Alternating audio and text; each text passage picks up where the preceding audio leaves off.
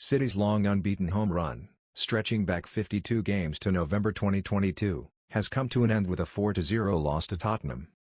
Little went the Blues' way with the visitors clinical with their opportunities, while only 5 of City's 23 attempts were on target. James Maddison scored 2 first-half goals, Pedro Porro added a third early in the second period and Timo Werner bagged a fourth in added time as the North London side became the first side to win at the Etihad since Brentford 2 years ago. There was plenty of optimism before kickoff with the club and fans paying tribute to Rodri as the Spaniard was presented to the Etihad. With Pep Guardiola's new 2-year contract extension also providing a much-needed fill-up, there was almost an air of expectancy as the game began. Indeed, City started brightly and pinned Spurs back in the opening exchanges. Savinho coasted past his marker before setting up Erling Haaland, who saw his shot deflected wide. On 11 minutes, Haaland went even closer when he fired a shot that Vicario did well to save with his feet. Within 2 minutes, however, Spurs were ahead with their first attack of the game.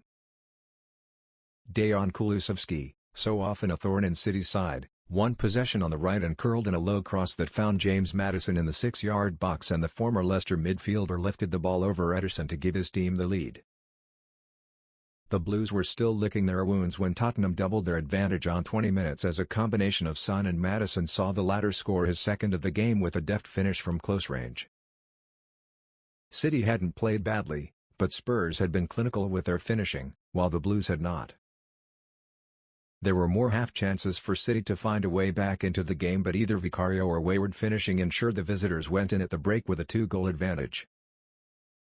Nathan Ake replaced John Stones for the start of the second half, but within 7 minutes of the restart, a sweeping move from Tottenham saw Pedro Porro make it 3-0. As hard as it was to take, the City fans rallied behind the team, knowing just one goal could spark something special.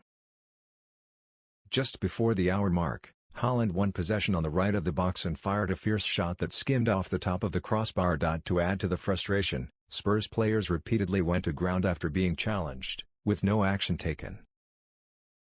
Sub Timo Werner scored a fourth in added time to rub salt in the wounds.